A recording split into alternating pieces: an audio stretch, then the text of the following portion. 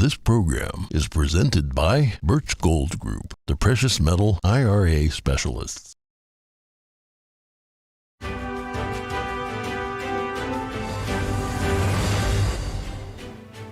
Good morning. In today's headlines, reactions to Tucker Carlson parting ways with Fox News. Find out what media analysts think about his departure and what could come next. Protests lead to arrests at the Montana State Capitol. A raucous crowd demonstrates in support of a transgender lawmaker punished after making controversial remarks. Netflix is investing $2.5 billion in South Korea's movie industry.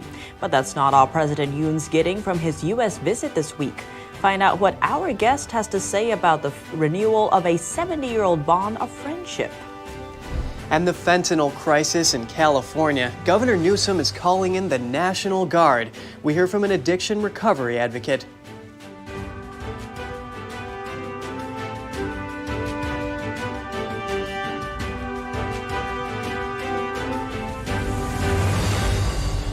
Good morning. Welcome to NTD. I'm Kevin Hogan. And I'm Tiffany Meyer in for Evelyn Lee. Today is Tuesday, April 25th. To start off with, we have some breaking news. U.S. President Joe Biden announced his re-election campaign by video today. The move sets the stage for a potential rematch with former President Donald Trump. The announcement by Biden comes 4 years to the day after his 2020 campaign launch. He enters the race with extremely low approval ratings. Already the oldest president in history, he also confronts persistent questions about his age. Biden would be 82 at the start of a second term. Biden's launch video emphasized freedom while calling out so-called MAGA extremists for allegedly trying to challenge freedom. The video also references so-called book banning and abortion access.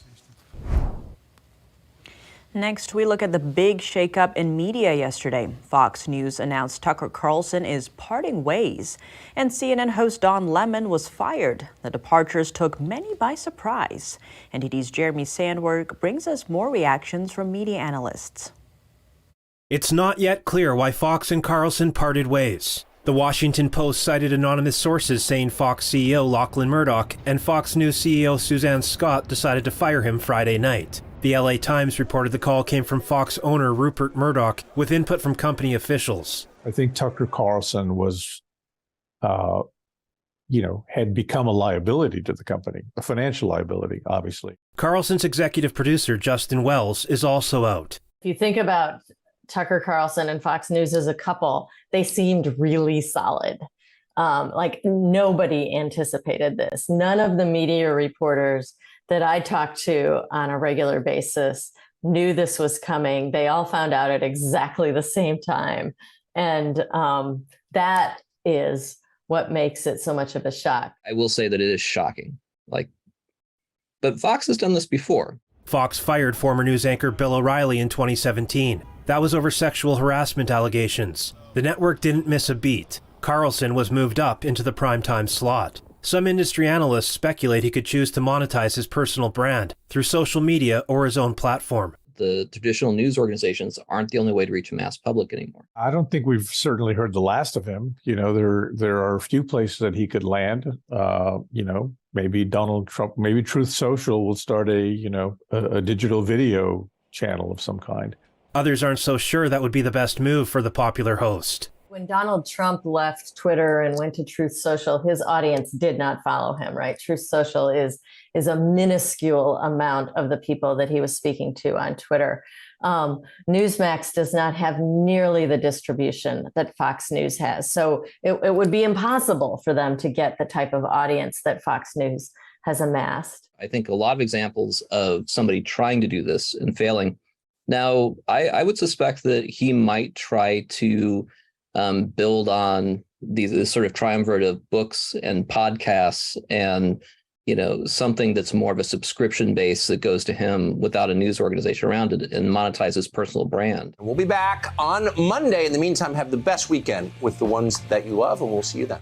Tucker Carlson Tonight was the most watched program on cable news every weeknight, with the highest rating in the key age demographic of 25 to 54. It averaged over 3 million viewers per episode last year. Fox shares dropped 4% within seconds of the announcement of the host's departure, but regained some ground by the end of the day. Jeremy Sandberg, NTD News. And as for Don Lemon, the former CNN host posted on Twitter yesterday that he was shocked when informed of his termination through his agent. Lemon said he thought after 17 years at CNN, someone would have had the decency to tell him directly. CNN disputed his claim in their own tweet shortly afterward. The company says Lemon was offered an opportunity to meet with management, but instead released a statement on Twitter. And last in the media shakeup was from NBC Comcast, which announced yesterday it fired now former CEO Jeff Shell. That was over a sexual harassment allegation. At least 7 protesters were arrested at the Montana State Capitol yesterday. The rowdy crowd was there in support of a transgender lawmaker who they say has been silenced. NTD's Daniel Monahan has the story. House Speaker Matt Regier repeatedly called for order. Our guests will come to order. Then summoned help with clearing the crowd. Sergeant of Arms, will you please clear the gallery? Members, will you please go to the side of the chambers? Representative Zoe Zephyr held her microphone in the air as the demonstrators chanted, "Let her speak," and the police arrived. The dispute started last Tuesday when the House was debating proposed amendments to Senate Bill 99 banning cross-sex procedures for minors. Zephyr was suspended from speaking on the floor for making controversial remarks. If you vote yes on this bill and yes on these amendments, I hope the next time there's an invocation, when you bow your heads in prayer, you see the blood on your hands. Zephyr also had some strong words while advocating for the use of drugs that block puberty. If you are forcing a trans child to go through puberty when they are trans, that is tantamount to torture.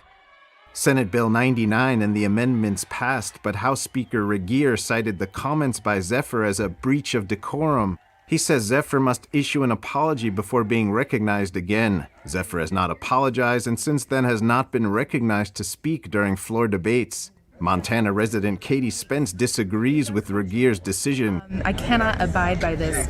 I elected her so she could come to Helena to speak for me, and now we are here to speak for her since she has been silenced. Montana Governor Greg Gianforte says people who struggle with their gender identity deserve love, compassion, and respect. However, he strongly criticized the idea of performing gender transition procedures on minors. Gianforte called such procedures permanent, invasive, life-altering medical and surgical procedures. The 7 protesters arrested were charged with criminal trespass and released without bond. Daniel Monahan, NTD News. Netflix is doubling down on its investment in South Korea. The company said today it plans to invest $2.5 billion over 4 years. That will go towards Korean TV shows, movies, and unscripted shows. South Korean President Yoon Suk-yeol arrived in Washington yesterday for a 6-day state visit.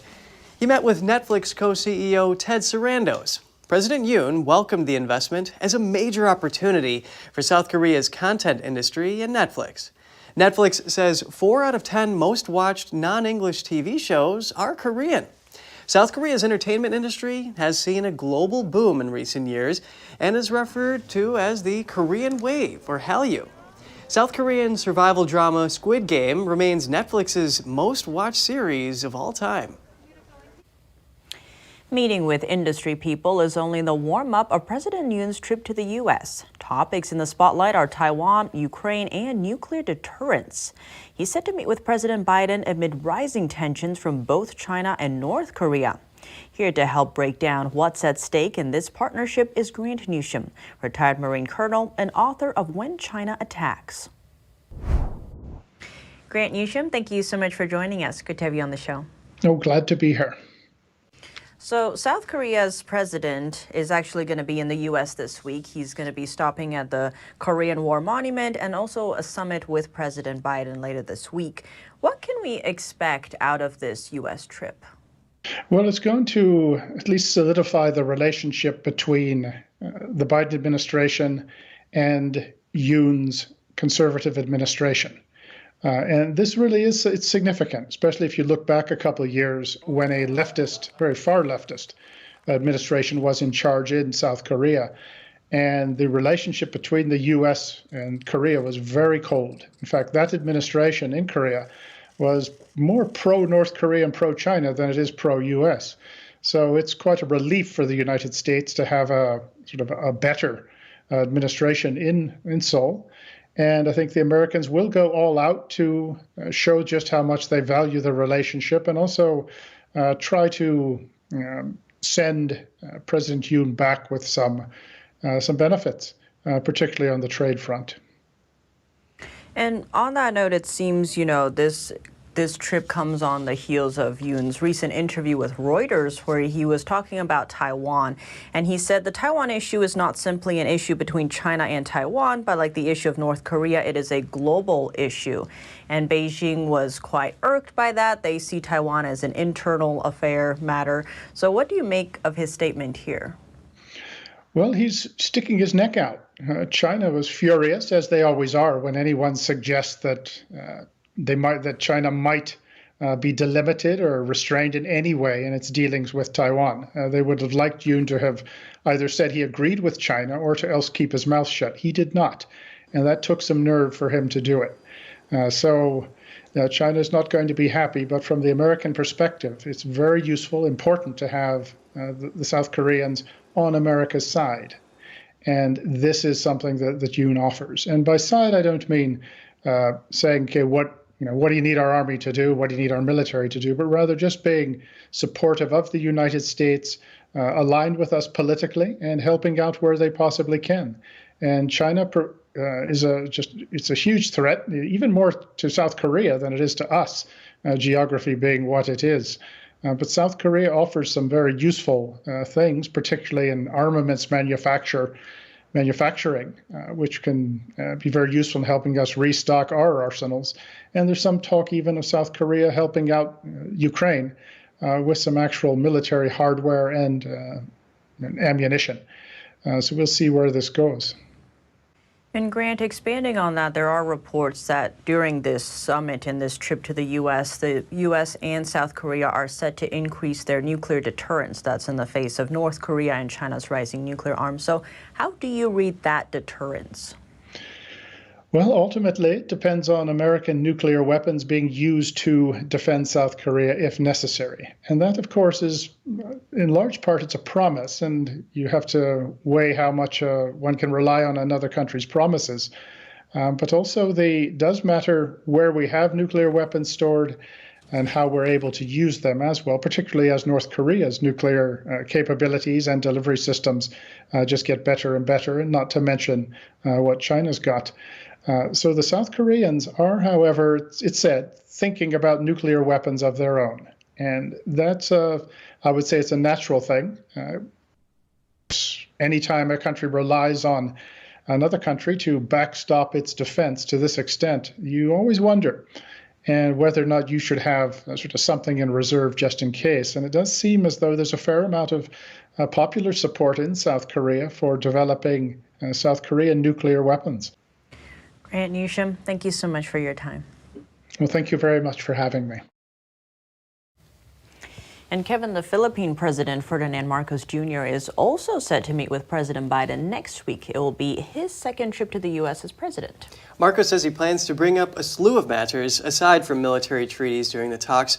That includes agriculture, energy, and supply chains, among other issues. He'll be traveling to London for the coronation of King Charles III after his trip to the U.S., and then to Indonesia. Both sides in the Sudan conflict have agreed to a 3-day nationwide ceasefire. The agreement between the Sudanese Armed Forces and Rapid Support Forces followed intensive negotiations. The pause in fighting will allow humanitarian corridors to be opened and grant citizens and residents a chance to reach hospitals and safe areas. It will also enable the evacuation of foreign diplomats and aid workers, among others. Officials hope the latest pause in the fighting will serve as the basis for a permanent end to the conflict. The fighting has killed hundreds of people and left thousands of foreigners stranded in the country. And coming up, 2 men posing as FedEx drivers rob a 74-year-old store owner at gunpoint. The NYPD is asking the public for tips. Several thousand jobs will be cut at Disney this week. The company begins round 2 of its 3 planned layoffs. We have that and more just after this break.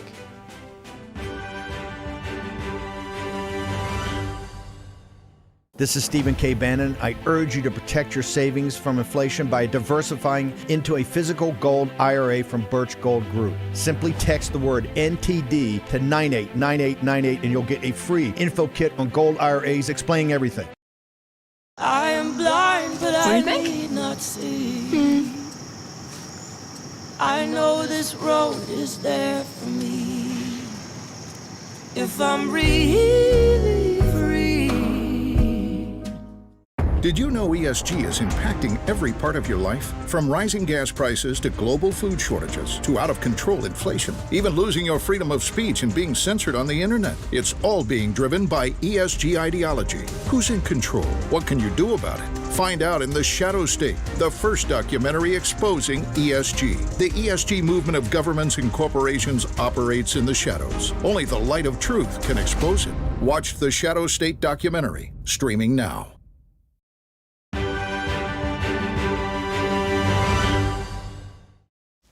Welcome back. North Dakota is banning nearly all abortions. Republican Governor Doug Burgum signed a bill yesterday that bans the procedure throughout pregnancy. The ban has exceptions during the first 6 weeks of gestation. Abortion in the state will only be allowed in cases of rape, incest, or a medical emergency in those early weeks. The law will take effect immediately. North Dakota no longer has any abortion clinics. The state's only facility shut its doors in Fargo last summer and moved across the border to Minnesota, where abortion is still legal. The clinic's owner has a lawsuit challenging North Dakota's previous abortion ban. They see the law as unconstitutional. The new ban is also expected to face legal challenges. And in other government news, a bipartisan congressional group from Nevada and California made a request to the Biden administration yesterday. They're asking that funding be fast-tracked for a bullet train line. The tracks would go between Las Vegas and Los Angeles along Interstate 15. Traffic jams on the interstate can stretch for 15 miles near the Nevada-California line during weekend or holiday travel. The high-speed electric trains could potentially cut the 4-hour trip to Las Vegas in half. Brightline West is proposing to spend more than $10 billion to lay the tracks. The private company is seeking nearly $4 billion in funding from the Biden-backed federal infrastructure law. The lawmakers say the train would boost the economy and reduce greenhouse gas emissions. They expect it to create 35,000 construction jobs and around 8,000 permanent jobs. But not everyone's on board. Some farmers, ranchers, and other landowners object to the idea. Many don't want a train traveling across their land at 200 miles per hour over 30 times every day. A 74-year-old store owner was robbed at gunpoint in broad daylight by 2 men posing as FedEx delivery workers. The NYPD is investigating the robbery that took place last Friday in the Soho district. Surveillance footage shows 2 men approaching the store owner as he was opening up for business. They claimed they were there to deliver a package, but they were not real FedEx workers. They pulled a gun on the owner and demanded he open the safe. They did not gain access to the safe, but did steal about $1,500 in cash. The family told local media they are concerned about bail reform and crime in New York City. Police have made no arrests so far and are asking for tips from the public. California Governor Gavin Newsom says he's calling in the California Highway Patrol and National Guard to assist with San Francisco's fentanyl crisis. NTD's Jason Blair spoke with an addiction recovery advocate. He's been pushing officials for over 3 years to take action on the issue. Here's the story.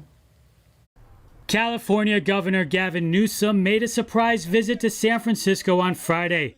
When he was asked in this video by San Francisco resident J.J. Smith what he's going to do about the city's fentanyl epidemic, he replied, quote, "That's why we're here." On the same day, Newsom's office posted a release announcing, quote, an agreement between the California Highway Patrol, California National Guard, San Francisco Police Department, and the San Francisco District Attorney's Office to assist the city in its ongoing efforts to address the fentanyl crisis. I'm cautiously optimistic, but also I can't help but be a tiny bit skeptical because, A lot of the time when these types of announcements are made by a governor or a mayor, oftentimes they're kind of performative. Tom Wolf and others have been advocating for solutions to the city's open-air drug problems over the years. The issue seems to show no signs of slowing down, with a jump of 40% in overdose deaths from January to March this year. The overwhelming majority of those involve fentanyl. Wolf said that since the announcement on Friday, he has seen and heard of an increase in drug busts happening, but there's still a lot to tackle. One in particular had a couple of pounds of fentanyl on them, and just a regular, just your standard everyday street dealer out on the street, 2 pounds of fentanyl. And so I just commented when that story came out that said, now multiply that by 500, because that's how many drug dealers are out here on the streets in San Francisco. And then you'll kind of have an understanding of how big this crisis has become. While details are still emerging on how the law enforcement collaboration will play out, Newsom's office did say that the focus will be, quote, dismantling fentanyl trafficking and disrupting the supply chain. San Francisco Police Chief Bill Scott said in a press conference on Friday that the city will not turn into a military state and the National Guard will be used in a way that aligns with the values of the city. And, quote, we make arrests day in and day out, but it's hard to hold ground, and we need to get it under control, and that's exactly what we plan to do.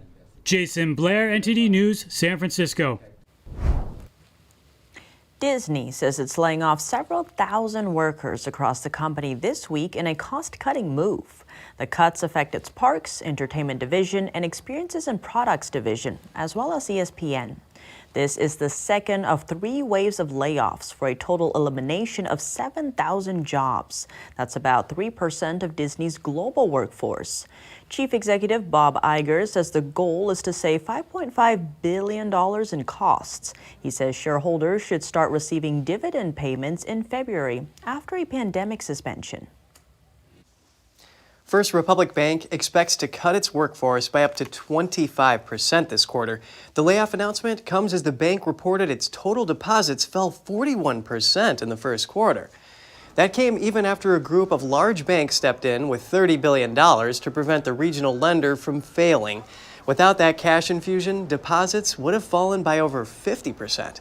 The California-based bank said it saw a sharp drop in deposit activity after the collapse of Silicon Valley Bank and Signature Bank last month. Depositors pulled out more than $100 billion, fearing the bank would be next to fail. That activity began to stabilize at the end of March and has since remained steady. The drop comes as investors scrutinize lending with a high amount of uninsured depositors, a response to the recent banking turmoil.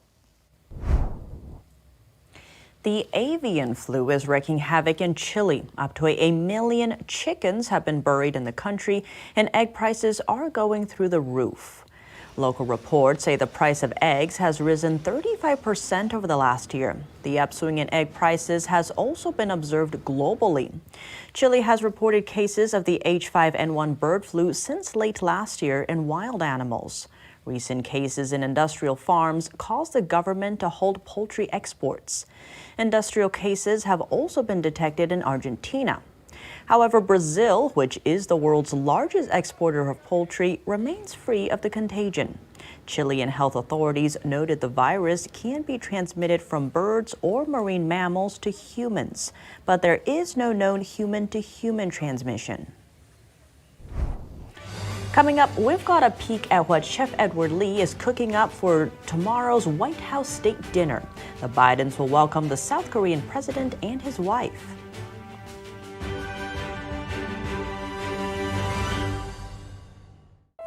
The Fixture Pioneer, CGM. Professional AI intelligent fixtures. All-round integration of 4 systems. High precision, high durability, high quality. 2-micrometer repetition accuracy. More than 80 patent certificates. ISO 9001 approved. Precision clamping to meet your every need. CGM has it all. Pride of Taiwan. CGM.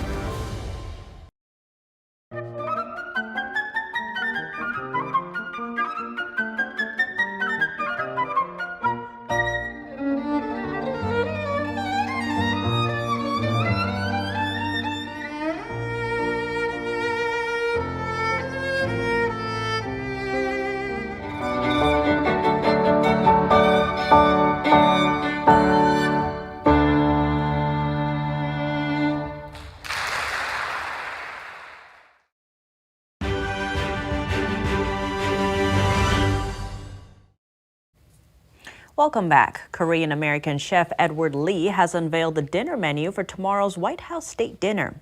The Bidens welcome South Korean President Yoon Suk-yeol and his wife Kim Kon-hee.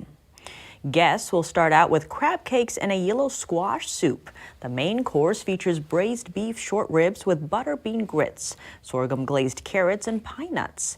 And the dessert is a deconstructed banana split with lemon bar ice cream, fresh berries, mint ginger snap cookie crumble, and doenjang caramel. Chief Edward Lee discusses the event. My mother was really excited. In fact, I think it's the first time she's been really proud of me in like 20 years. So that's a good thing. But you know, Korean mothers are very blunt. So she was like, don't mess it up. You got one shot. And I was like, okay, I think I got this. Food is diplomacy. Food is like sort of a welcome, gateway to friendship, to conversation. Wow, you know that I've actually made japchae, the stir-fried noodles. On my own kimchi, I fermented it.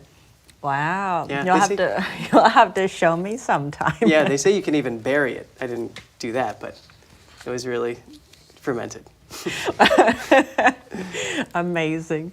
And actually, Edward Lee is also the author of Smokin' Pickles and Buttermilk Graffiti. He's also the owner of the restaurant 610 Magnolia in Louisville, Kentucky. I'm thinking of visiting it one day. Yeah, well, the chef earned the Emmy nomination for his role in the series The Mind of a Chef. Lee also recently wrote and hosted the feature documentary Fermented. We're going to end the show with something that sounds a lot like a joke. A moose walked into an Alaskan movie theater last week. He helped himself to some popcorn before casually leaving. Surveillance cameras captured the moment the four-legged moviegoer entered the lobby, roamed around, and had a snack. The shop assistant seemed quite calm and started to film the animal. There was another person nearby trying to startle the moose away, but to no avail. According to local media, the moose arrived at the cinema in the evening and stayed for a few minutes and even ate out of the trash. I did not know that moose liked popcorn. Yes, well, corn is a favorite of deer. So I guess any version of corn, four-legged animals, including go for popped. Right. Well, you know, there were actually a lot of deer on our property. We had about 30 moving across the range one time, and then they ran into the cornfield, probably because they were hungry. Looking for actual corn. Yeah. Well, that's all from us on today's program. We'd love to hear from you at goodmorning@ntd.com. So shoot us an email if you'd like. Thanks for watching. I'm Tiffany Meyer. And I'm Kevin Hogan.